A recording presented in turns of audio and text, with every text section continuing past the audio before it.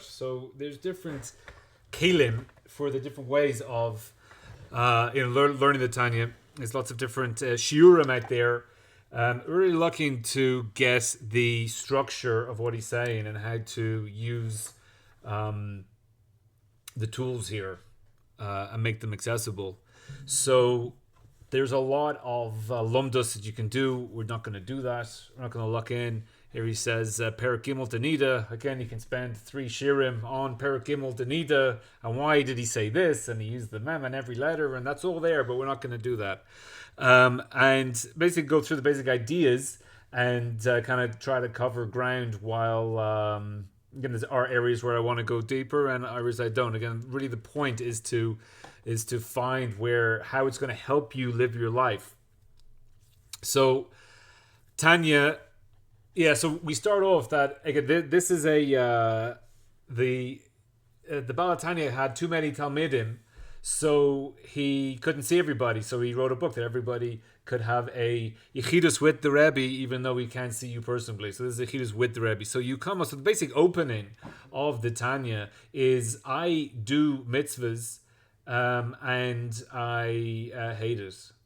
I hate going to davening. I feel nothing. I've been keeping the mitzvahs the whole time. I feel like crap. What do I do? So this is kind of the first. And people have said this to me, like, okay, so I'll be a Rasha. If you don't do mitzvahs, you're Rasha. Okay, so I'll be a Rasha. So we start off with Tanya,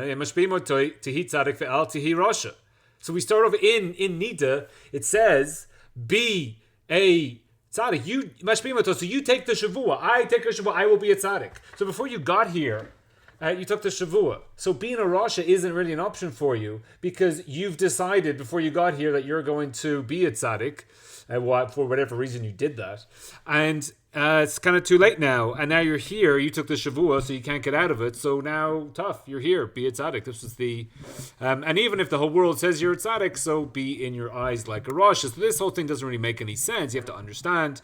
So we have the different.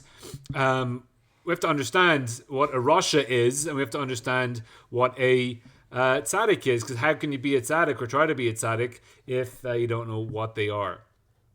So Ava says, "Be a rasha. Don't be a rasha, but for yourself. So why should you see yourself like a rasha?" So again, the answers here are going to come up much later. For our purposes, again, it doesn't really matter what the answer is. And again, if you're going to see yourself as a rasha, so there you'll get depressed, and you have to do avodas Hashem b'simcha. So you could be b'simcha. So it doesn't help to see yourself as a rasha. So why does it say that? But the inyan is that we see in the Gemara that there's 5 different types of people. Tzaddik. There's 2 types of tzaddiks, 2 types of rashas, and the Beinoni. And here's the first mention of the Beinoni. Again, this book is the Sefer HaBeinoni, so you have to see what the Beinoni is in order that we can be a Beinoni, because this book had to be a Beinoni. So the Gemara is going to explain the tzaddik v'toivlo. Now, to understand all this, so here Rava says that Amar Rabba. So here, Yetzer Hara. So tzadikim Yetzer Tov shoftim bo. So that the tzadikim only has a Yetzer Tov. The Rishayim Yetzer Hara are ruled by their Yetzer Hara. The Beinonim, they are ruled by both. So Rava says, I am a Beinoni, and Abaye says, you haven't given anyone life. So since if Rava sees himself as a Beinoni, because the Pasha Pashat is that everyone's a tzaddik. That everybody in the Gemara is a tzaddik, and everyone's not a tzaddik is a rasha. And he'll say here, he's going to say later, basically you have, if you do an Avera, you're a rasha, and if you do Teshuvah, you're a tzaddik. So what is this Beinoni thing, and what does he think he's a Beinoni? So here we get to understand. Gamla Vin, where it says in Iyuv. Again, he's going to, rather than explain it, he says, we'll also throw this in to understand. So you created tzaddikim, you created rishayim, but you haven't created tzaddik for rasha because it says in the Gemara that when you decree everything for every child, you don't decree if he's going to be a tzaddik or a rasha. Tzaddik for rasha lo kamar when you're decreeing on a child. So therefore, you're not made a tzaddik or a rasha. We just have to understand what is this getter of the Beinoni, because it's not mechza umechza. Now, a lot of the times, again, there's a difference between a tzaddik bedin and a tzaddik. What he's going to do now is explain what the word actually means. What does the word actually mean? The word tzaddik has a definition, and the word Beinoni has a definition. That's what he's going to define in the next few chapters. But there's a thing, tzaddik bedin. What's a tzaddik bedin? If I sue you for $100, and I win, and the Beis Din says that you owe me $100. That means I'm a tzaddik bedin. I win, and you lost. It doesn't mean I'm a tzaddik. It doesn't mean I'm a rasha. It doesn't mean that you're a rasha because you owe me the money. It just means that I have won the din. Since I've won the din, it's called a tzaddik bedin. So everywhere that is talking about tzaddik and this Beinonis, the mechza el mechza, that's how the Rambam describes it. That is a case of describing a specific case, a specific action. So he uses the Beinoni, for example, in Rosh Hashanah. So you should see yourself like this, but it's not actually the definition of a Beinoni. So, because if that's really the case, how could Rabbah himself think that he is 50-50, where even the Melech HaMavis wasn't able to Sholit Boy, the Melech HaMavis wasn't able to get Rabbah, so Mistama, he's doing lots of mitzvahs, doesn't have the Averas that he can be killed for. So why is he calling himself a Beinoni? That's just ridiculous. And also when you do sins, you're called a Rasha Gomor, and then you do Teshuvah, you're called a Tzaddik. So there's no middle room. Where is middle room? So if you do, and this is important because you do sins, you are Rasha. So everybody who does a sin, you're Rasha. Bang. And so when you're not doing it, you do Teshuvah, you're now a Tzaddik Gomor. So obviously the fact that you've done a sin doesn't preclude you from being a Tzaddik Gomor, but you have to do Teshuvah. And even if you do an Isser Kal of different aside from the Rabbanan, you're also called a Rasha. And even if you could have protests and you didn't, you're also a Rasha. And Kal V'chomer, so if you have a Mevatel Mitzvah Aseh that you could have done, you're a Rasha. And you were Isaac B'Torah, you weren't Isaac, you're a Rasha. So Ki Davar Zem Baza, you hate God for Bittul Torah, and therefore it's a Rasha. It would be more than an Issa Rabbanan. So therefore, you have to say that the Beinoni doesn't even have the bittul of Ian Torah. So therefore, Beinoni here again, he's proving from all the sources, and therefore this is how this is the definition of the word. The Beinoni has no sin, and then therefore this is a book of how not to sin, and which we'll see later. Now this isn't really helping anything because I've said I hate Judaism, so we haven't really got to anything, but we have to understand how we got here, and the fact that you hate Judaism doesn't really help you because you can't be a Rasha because you took a Shavua to be a Tzaddik. So if you say, so now he's going to take a side point and say, what is this mechza al mechza? This is what they call again he uses zoiche bedin. It's a sham ha-mushal. That just means it's a mashal word. It's a terminology which we're referring to in this case, but it doesn't define it. We see it, referring. It's just a borrowed term. So. Tzadikim yetzer toy shovtim libi chalal b'kirbi. So here's the idea: ein lo yetzer hara. So therefore, we see that the tzaddik and the yetzer hara. It's just a shema moshul to say otherwise. That if we're saying that a tzaddik is somebody who has more mitzvahs than averas, that's not correct because it's somebody who doesn't have yetzer hara. And therefore, we see in the Midrash Ruach Kodesh Baruch Hu, but tzadikim shehem moyatim. Okay, so the tzadikim are few because everybody's doing sins, and everyone has a yetzer. But there's a few of them, and tzaddik yisod olam. So therefore, the tzaddikim isn't really so shaykh to everybody. And now we get into the beer ha'inyan. So if the tzaddiks are few and you've taken the rasha, well, at least don't be a rasha. So if you're not going to be a tzaddik, which is unlikely, so at least don't be a rasha. What's the rasha? Rasha is a Beinoni, and now we're going to understand the Beinoni and the plight of the Beinoni. Ach ber ha'inyan al pi ma shekosav Rav Chaim Vital. So now we're going to start to get into some of the points of the Tanya. Now, Rav Chaim Vital is a Talmud of the Arizal. I mean, the Arizal didn't write a lot of his work, so Rav Chaim Vital wrote down a lot of the stuff of the Arizal, and it's the Chiddush of Rav Chaim Vital, B'Shar Kedusha. So whether he's a rasha or a tzaddik, he has two neshamas. Now, what's the chiddush here of Rav Chaim Vital?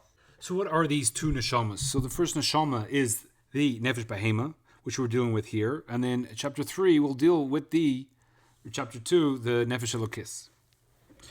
Now, what is nefesh behema? What is nefesh behema? Behema is a self-serving animal. That the point of the nefesh behema is looking out for itself. All it wants to do is please itself, whatever I can get out of it, or what's good for me. And the nefesh elokit, which we'll see, is expressing God. So when you're seeing yourself, what can I do out of it? And again, I here meaning it's something to do with God. So okay, I can do a mitzvah, and I'm doing the mitzvah because I like doing the mitzvah. That's my nefesh behema, because nefesh behema does what it wants. It's looking out for what it wants to do. Now, some people say that the nefesh behema is the Yetzer Hara. However, I will say that's not true.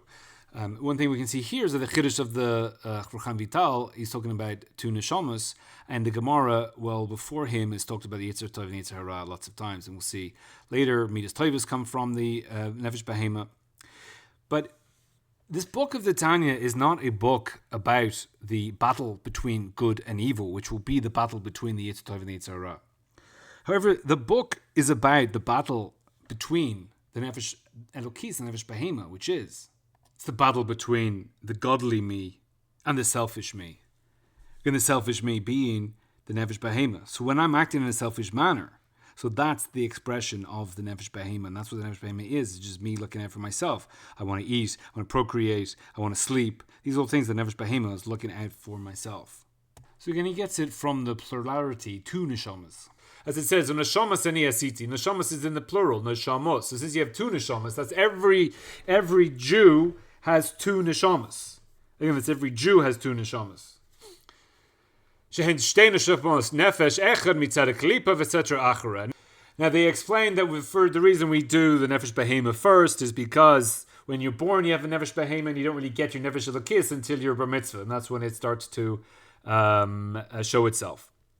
But I would like to think that the nefesh behema is the cause of the problem, and therefore, since I'm going with issues, and now I'm told this is the start of my hell. This is the start of my that finally I can understand what's going on because I have a nefesh behema, and this nefesh behema is from klipa and sitra achara. I haven't explained what they are, but they don't sound too good. So therefore, the fact that I don't like what's going on, I don't like Judaism, I don't like mitzvahs, that's okay because you have a nefesh behema. That's klipa and sitra achara. So now, okay, so I feel a bit better now. It's not really me. It's this other thing that's going on. Now, we're going to have three levels. Level 1 is kodosh, level 2 is klipa, and level 3 is sitra achara. Now, everything in the world is created by God. Kodosh reveals that it's created by God. So if you have a Sefer Torah, or you have tefillin, and you say, what's the point of that? What's the point of tefillin? So the point of tefillin is to do a mitzvah, stick it on my head and do mitzvahs. It's a big mitzvah. So someone you see the purpose, you see the tefillin screaming out God. Now if you have a klipa, it's just a shell, so the shell is covering up over something and says, well, I don't know what it is. Now here is a mouse, not a live one, it's a plastic mouse. And this is made by God. Everybody, if you look in here, you will see godliness. However, it has a shell over it, and that shell does not reveal clearly what this is doing. Is this a revelation of God, or is this a hiddenness of God? So if I take my mouse and click over here in the Tanya, so now I'm revealing the godliness that's in the mouse. So the klipa is that the divine purpose is not clear in it. It doesn't express the divine purpose in it. And the sitra achara is the other side. So it's the opposite of kedusha. Sitra achara is that it's not kodesh. So if you have, for example, a pig is also because the pig cannot reveal its serving of God, because you can't eat it, you can't use it. It's also, there's nothing in it there that you can use to reveal. You can't make tefillin out of it. So the sitra achara is anything that is not kodesh, that cannot show itself to be serving God. So kodesh is serving God, and its revelation, its divine purpose is clear. The klipa of the divine purpose is not clear. So therefore, your nefesh is coming. Your nefesh behema is coming from the klipa and the sitra achara. So v'hi ha misbelesh bedam ha'adam l'chayos ha'guf. So the levisha, we're going to get into levisha later. The levisha is like the interface. So how does the nefesh behema interface itself with the human? It goes through, it's mitlavesh in the dam. So for the dam of the Adam gives life to the guf, and that's how. So the dam is the interface between the nefesh behema and the guf of the man. So therefore, when a man is moving, so therefore his nefesh behema is making him move through the dam. That's the interface. Nefesh apostle bedamhi. So he's bringing a proof for this. And there it comes. So when man abos kol hamidas ros. So from the nefesh behema comes all the bad midas, because the nefesh elokit doesn't have these bad midas. So then you have the four yisodos. So you have so we have 72 periodic tables on the periodic table, whatever. So they were using 4. So whatever, that there's this base elements, and the earth, fire, wind, water, they come in from there. Explains it. You can have a look. And also, you see here, also the midas toivos in Teva. Kol Yisrael betold us. Now here we're nearing the end of chapter 1. We're going to go back and explain this point here. But firstly, the fact that midas toivos are coming from the nefesh behema is another raya that the nefesh behema is not the yetzer toiv. There's a lot of crossover, but the yetzer ra, that the nefesh behema is not the yetzer ra. That the midas toivos are coming from it. Kamo rachmonus, geminis chasadim, that all come from it. Now that's going to be different to the nefesh elokis, which we'll explain. Ki Yisrael nefesh zu de klipa hi me klipas noiga. Here we have the introduction to the 2 types of klipa. Sheish ba gam kein toiv. So in the klipas noiga means transparent. So that's also got good in it, and that's the eitzadas ra toiv v'ra. So we say here basically before Adam eats the apple or whatever fruit you want to say it is, you have a definition of good and bad. You can have somebody who's good and somebody who's bad. But once you eat the toiv v'ra, then everything gets mixed in. Now you've got things mixed in together.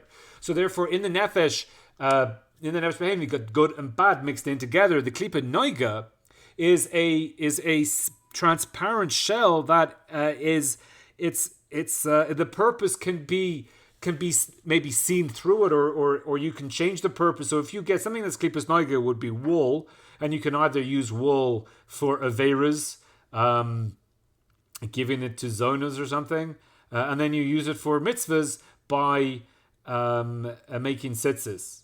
So if it's klipas noiga, it can go either way. So therefore, your nefesh behema can go either way. You can use it to get angry, and you can use it for chesed. Masha enke nefashas umas ha'olam. But the goyim are different from the other klipas tameus. So you have klipas tameus basically cannot be. It's stuck in its inability to show God. So if you take the wool of the sheep and then you reveal the godliness in it by making tzitzis, so that's klipas noiga. But klipas tameus, you cannot. Again, you can't make tefillin from a pig. You can't eat the pig. The klipas tameya, you can't extract the kedusha from it. She'ein behen tov klal. We're going to explain this. I'm just going to go through what he says and then bring it together here. So it's like, it's not me that said it, it's over there. Go look at it. And all the good that a goy does, they do it for themselves. Like the Gemara says in the Pasuk, even when a goy does chesed, then it's a sin. Because all the tzedakah and the chesed the umas ha'olam do, it's only for their own lehisya here. It's only for their own glory or for their own kavod. Now, when it comes to a goy, they're doing it for schar. I don't know if anyone's ever heard this idea before, but again, a goy can do chesed, he can do good things, but when a goy does it, he's doing it for schar. So, some people say that the chasdei umas ha'olam, they have their nefesh behema comes from klipas noiga, and therefore they can actually do things. But again, it's an important point to understand, because once we get clear, so the bottom rung is I'm doing chesed because I'm going to get kavod from it. I'm going to give this money in order that I have my name on a plaque and people are going to think I'm good. I'm going to say that I love Palestinians because people are going to think I'm a wonderful person. I'm not doing it for the thing itself. I'm doing it for what comes out of it. And therefore, even a chesed that they do is a sin. So if you want to go and you want to go to Cuba and do chesed there because of the use up all the electricity because they have an electricity blockage. So that's called a sin, because you don't care about the Cubans. You're only doing it for what you can get out of their crisis. Now, going back to then the midas toivos that are in the nefesh behema.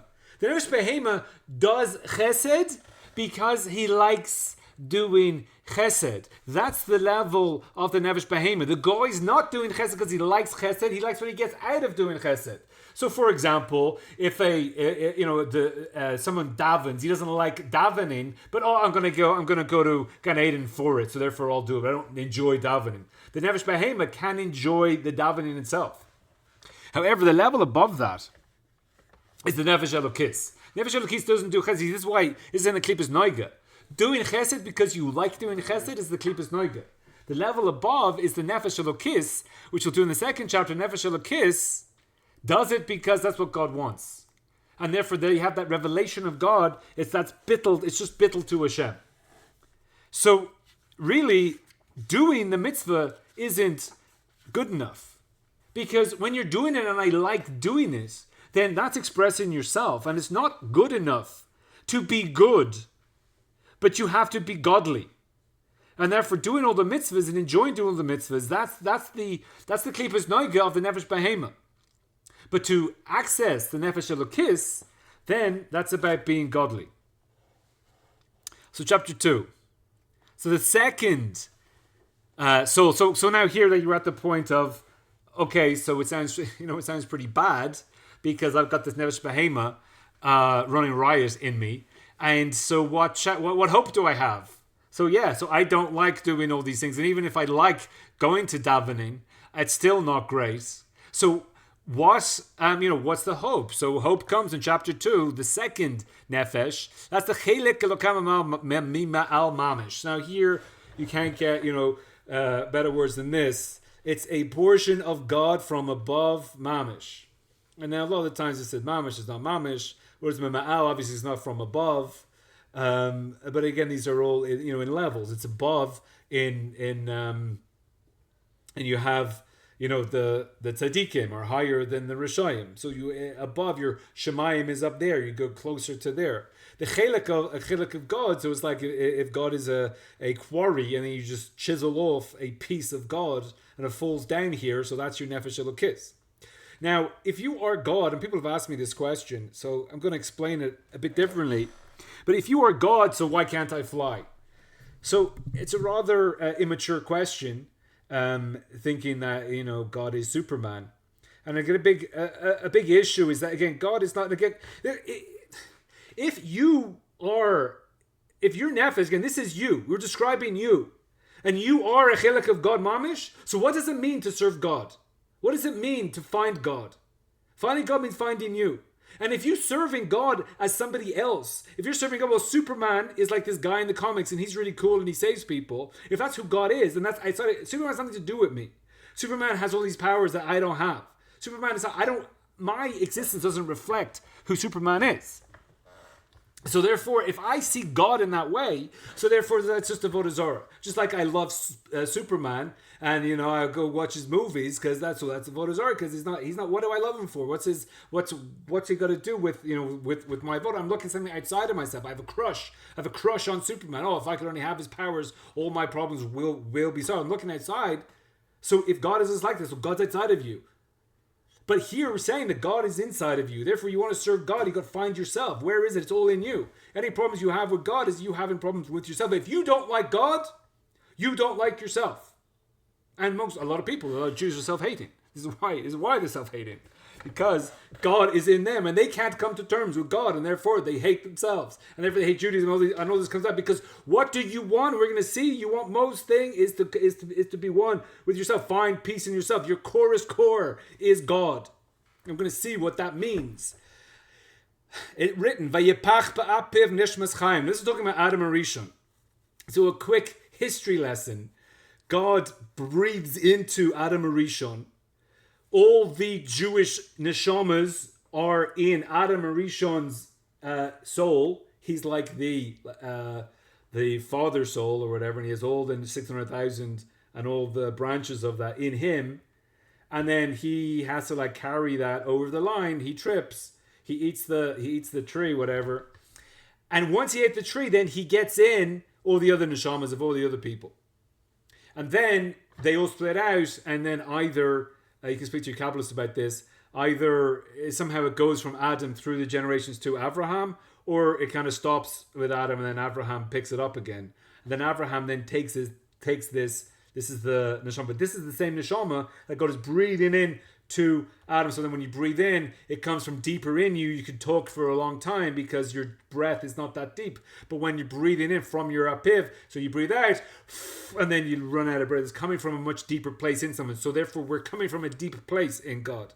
The Atana Fachtabi, you blew into me, like it's written in the Zohar. Is coming from the internals, from inside of him, the penusio. So therefore, the panemius of God is your second neshama, which we will explain. The panemius of the Chais of Adam will come out from the koach. Now, kachel derech mashal. Now he's going to explain it through a mashal. The neshamas Yisrael olu b'machshava. Now, and bonamatem. Now, what does it mean that you're in machshava? Now, God created the world with dibur. That's how God spoke, and the world came into. It came in. Now, why did God use speech in order to create the world? Because when you speak, you're speaking to you. The only purpose of speech is to relate to somebody outside of yourself. And they say don't talk to yourself. If you talk to yourself, you're crazy. Really, machshava is talking to yourself.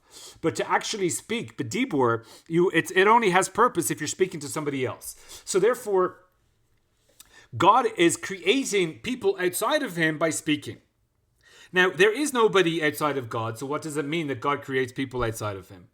So He creates, who is God speaking to? Because everyone is God.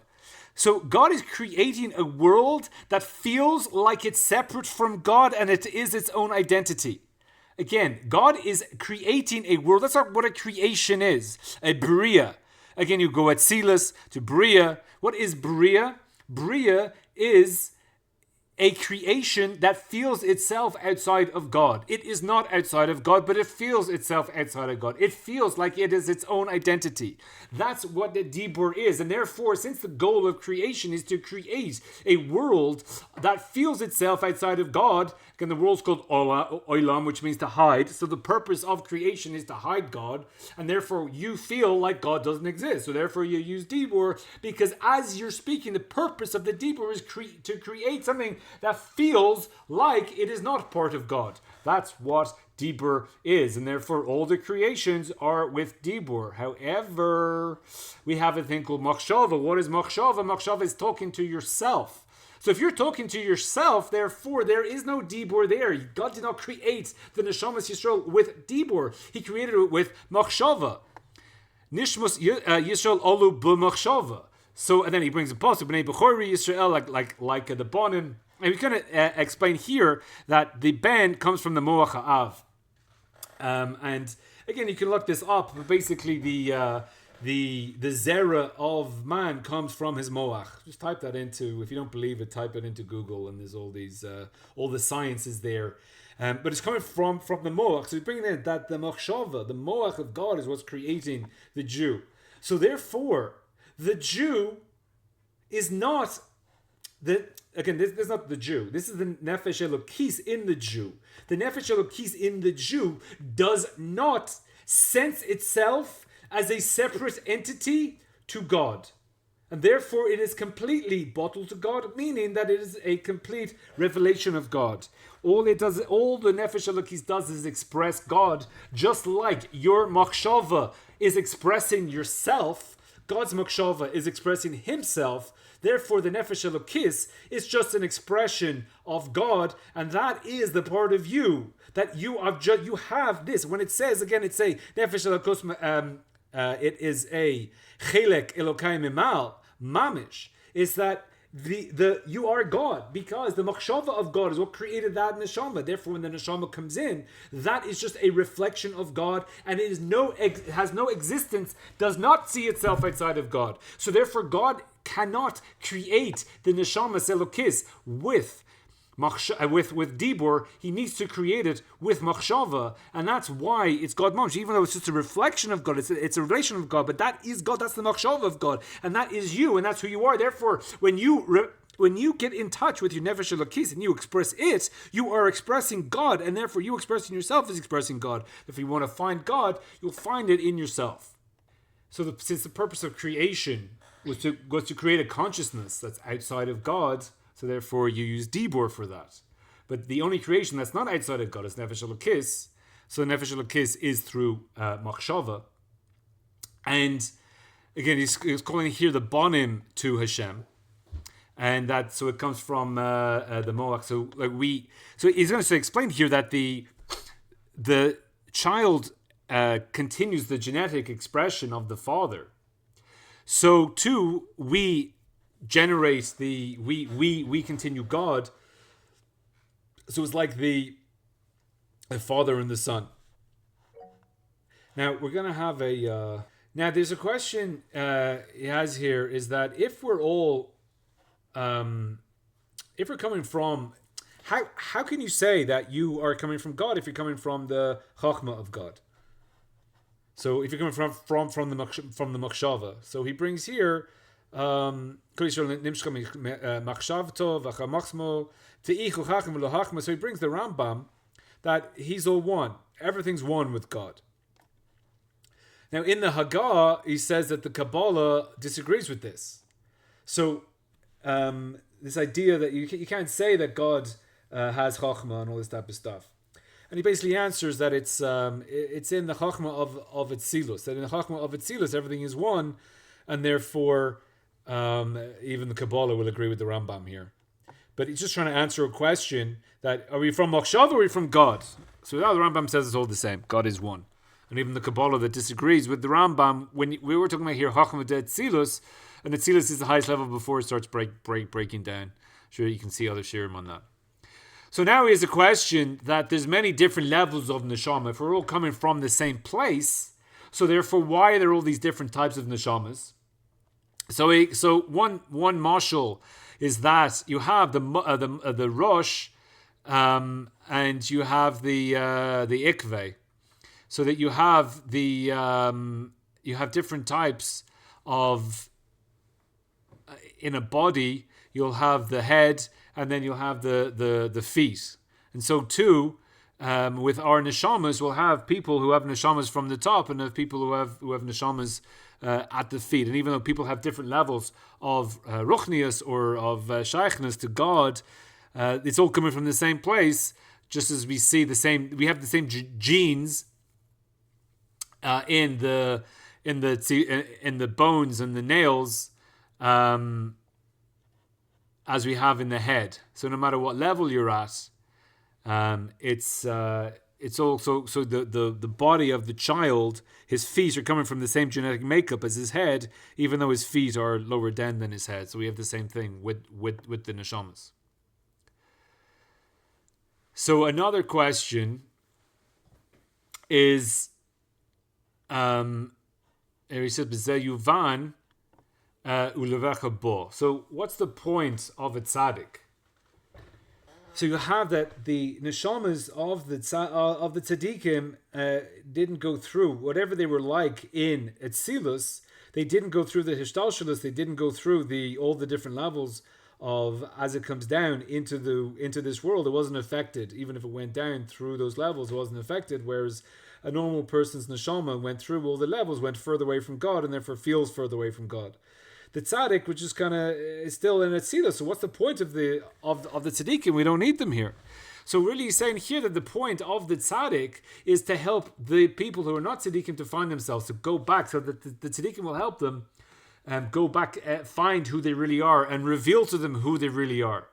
And Chassidus takes a lot of Rebbe from this idea. And again, a Rebbe is somebody who's finding who you are, helping you find yourself, and therefore those tzaddikim, only the tzaddikim are able to do that, and they would be a mamutza between you and your nefesh elokis to help you. So the tzaddik who's in touch with his nefesh elokis and knows the way around is there to help you get in touch with your nefesh elokis.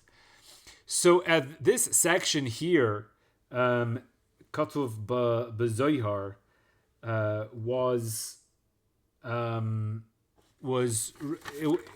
it wasn't in the first runs of the Tanya, wasn't in them. and it came in later. So again, he has a question here that it says that you are supposed to have the proper kavanas when you are in Tashmis. B'shas Yikadesh Atzmo b'shas Tashmis. You're supposed to have the proper kavanas. Now here we're saying that if all the neshamas are coming down through, it's all coming from God. So therefore, it's nothing to do with the father and the mother. So therefore, why does there have to be a Kodesh Atzmo b'shas Tashmish? Because it's nothing to do with the father and the mother. So here he says that it's because of the levush. She'ena levush minefesh the atzmos aviv ve'imo. That the levush of the neshama is coming from the father and the mother. So what is this levush? So the levush is the interface of something, and here will be how the guf and the neshama interface. So how easily is the neshama able to affect the guf?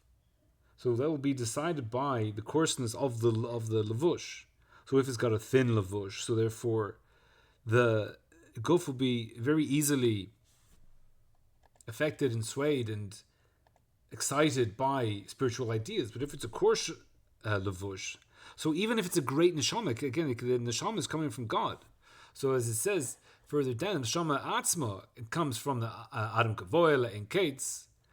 So it comes to his son through an Adam Nivzis. So you can have a tremendous neshama, but it's coming into a guf that has a coarse levush because of the actions of the father, because of the mother that didn't mekadosh atzma v'shas tashmish.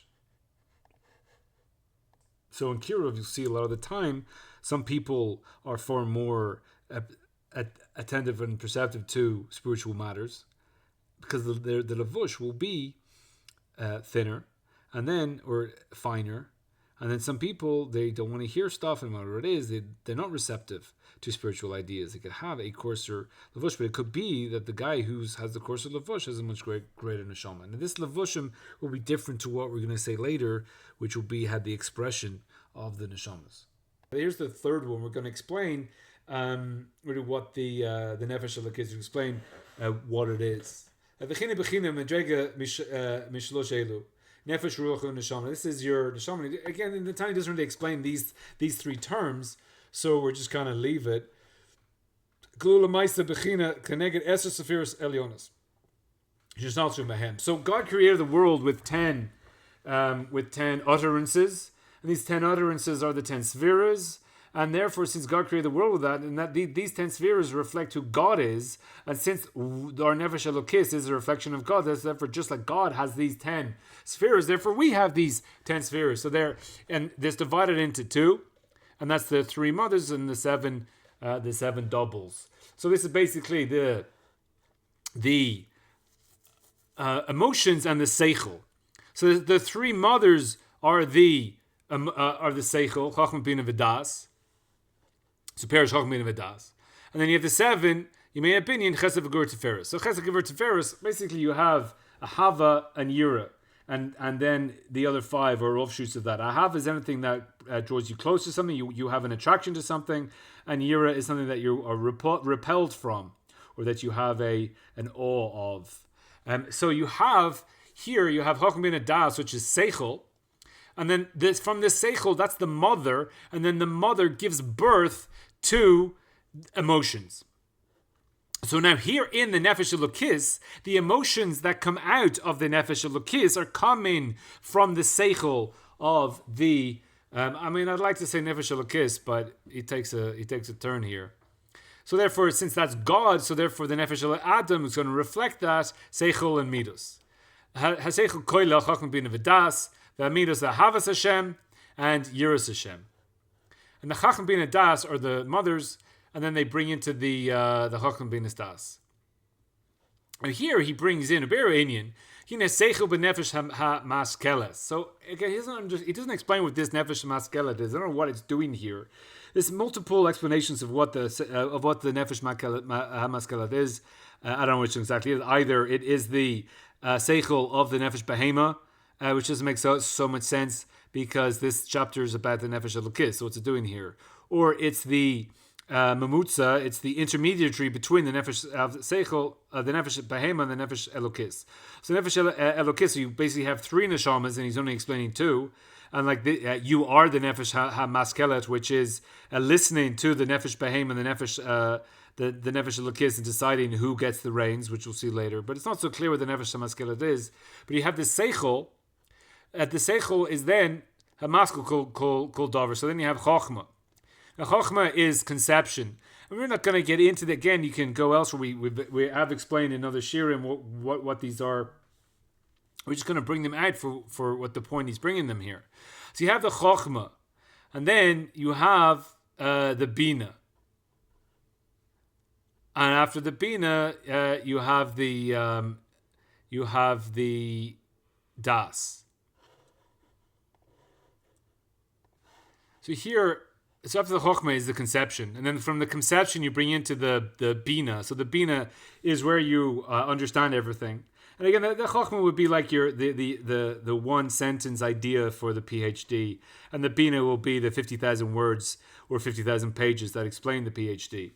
So when you're mispoin b'seichlo to understand everything, and he brings in here ideas where you have a malakalamim, soivakalamim.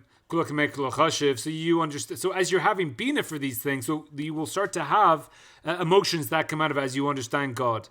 And then he brings psukim that kedichtiv. We have three psukim here, which is the three levels he just explained, and that that's simon, that you have a thirst for things as you understand things. You want them more the more you understand them.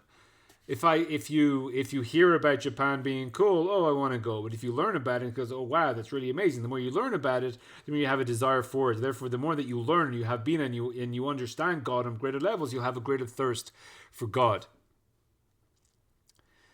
But then you have the third case, which is das, and das is the lashon of Adam Yadas Chava. And the das is the idea of knowing something, and this is really it's the lashon hiskashrus, the hischabrus. So that das is becoming connected to something. And therefore, only once you have connection are you going to emote. Because, and again, you can read about things getting blown up in Beirut, and you can hear about things getting blown up in Iran. And it's like, well, I don't really care. And I'm not going to emote about it. I'll look at it, and then I will forget about it immediately. And that will come from Chokhmah and Bina, where you forget about the emotion. You can see a horrible picture of even of your enemies. You can see a horrible picture of maimed after a bombing, and you might see it and go, and even when you're looking at it, you'd be like, oh, that's horrible, but you'll just forget about it because the das isn't there. There's no hiskashus there because these are not my people. This is not me. So there's the famous story. What is das? What is hiskashus? Of where the guy's reading the letter to the person who can't read. And the guy who's reading the letter doesn't cry, and the guy who it's being read to starts crying. Why? And the guy's reading the letter. He's like, "Why are you crying? If you're crying, for sure I should be crying because I'm the one who's reading the letter, and you can't even understand the letter without me reading it to you because you can't read." So the guy said in Yiddish, "Sein mein Tati," that's my father. So when you point to something, so where do you have the emotion? No, that's my father. That's my, when you get that level of that, because that affects me. That's who I am. So any Jew anywhere, you have that connection to them. Why any Jew? This is some story of some Jew anywhere in the world, and then all of a sudden you're like, well, you feel this is kashrus to it because that's my father. That's my that. So when you have the kashrus, now you can have emotions. So you hear something. Probably last night 15,000 people died in India because that's probably just what happened there, and whatever. But you hear Chas v'Chalila, a Jew dies somewhere. Now there's emotion there. There's no emotion about people who die in India because I've got no connection to it. So point number one is that without the das, you're not going to have emotions. You're not going to have emotions without das. So therefore, if you don't have that das, so therefore you're not going to emote. So we're looking here again. How am I going? Again, we're explaining that all the midos of the nefesh elokis is coming from the seichel of the nefesh elokis, and therefore, in order to have that connection, in order to have that emotion, you have to have the connection, and your nefesh elokis is not going to have emotions and feelings if you don't have the das. And therefore, if you want, again, we're trying to build up. What are we trying to do here? Is that you have a nefesh elokis, you have hope, and that you can enjoy your Judaism, and that you don't have to hate getting up in the morning, and you don't have to hate going to daven. But if you don't have das to anything, and you don't contemplate anything, and nothing means anything to you, and all it is seichel and bina, all it is chokhmah and bina. Again, you can learn kultura kula, and you feel nothing. It's nothing to do with me. It's just another kinech. It's just another daf. It's just another. It's just another svara, and you feel nothing. And how do you learn Gemara? What's the Gemara got to do with me? What's anything got to do with me? What's life got to do with me? Once you connect it to you, so now you have Adam Yodeas Chava. Why does it Dafka say Adam Yodeas Chava? Because the next sentence said they had a son. He knew her and have a son, because whenever there's das, it's always the tolda. Whenever there's connection, you're always going to have something that comes from that connection. And therefore the das is the important thing here, that the das will bring to the emotions if you want to emote, and the emotion of the nefesh elokis. So therefore this is how the emotions come in. And nefesh behema works differently. Nefesh behema can get emotions without the seichel. So therefore he doesn't need das to have emotions. Again, you just shake a bag of chocolate in front of someone, and you got those emotions going. That's not coming from das.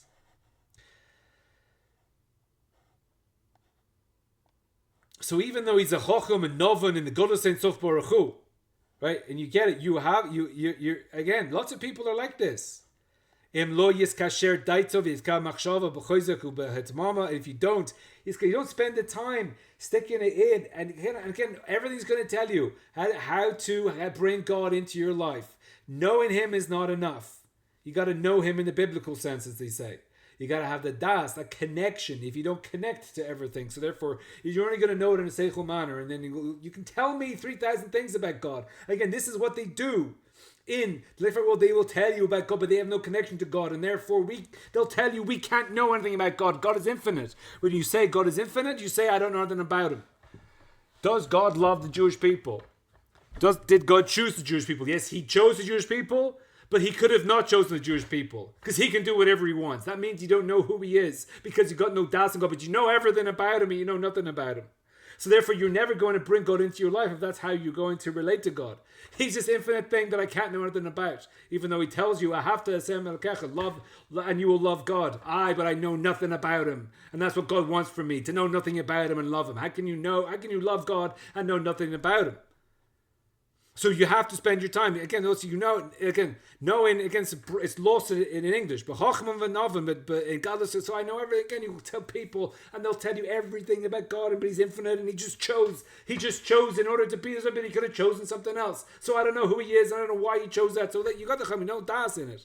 So if you want to have that das, you want to have that connection, you want to bring God in your life, then you need to. Yitkasher daitov yitzka b'machshava b'choizek v'tomarav v'lo yileh b'nafesh yiras v'ahava amitis ki im dumius shav. Meaning, it's all fleeting. Now, the point of Chabad is not to put everything into Chabad, into Seichel. The point of Chabad is not to understand everything on a Seichel level. That is not the point of Chabad. The point of Chabad is that your emotions have Chabad in them. And that your emotions will have kiyum when they're coming from Chabad. And if you're here just coming, that's got the das as the ikr as explained here. But if you emote from a bit of bina, but there's no das there, so that emotion will then go away. And then it's like, again, going to they have these weekends where people go and they have spiritual whatever, and then as soon as they go back to work on Monday, they've lost it all. Because they're learning this and it all sits there, but they didn't take that time in order to make it theirs. They didn't take the time to be that this is who I am now.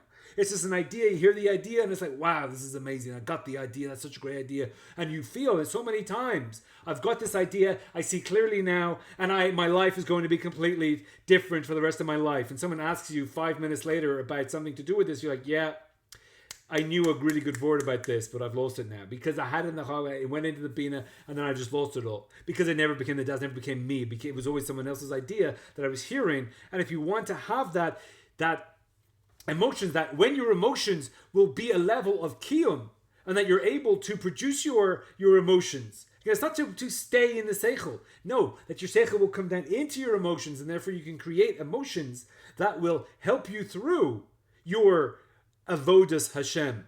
That kiyum of your emotions is not just going to come because if you go to Uman Rosh Hashanah and there's 10,000 people there and this is all great and I have the emotion, but then you take that all away and I have nothing. Because they were the fleeting emotions because it didn't come from the das. Because again, it wasn't mine. Those 10,000 people there in Uman, it's not mine. But then when I can come from the das and I make it mine, so therefore I have the emotions and then it can help me to keep those emotions keying with an extended that it will stay. And then even if I lose them, I can bring them back because I was the one that had it. And that's what the Chabad is, to bring the Chachma bring the Das into your emotions, not to stick your emotions into Chabad and not have the emotions and work everything out as an equation. Now again, if everything's to stay in Seichel, see, you'll get much better Seichel in Gan Eden. If you're trying to work out God or whatever, don't worry, you'll get that in Gan Eden. You'll have it worked out better there. But the emotions you're not going to have there, which we'll see in later chapters.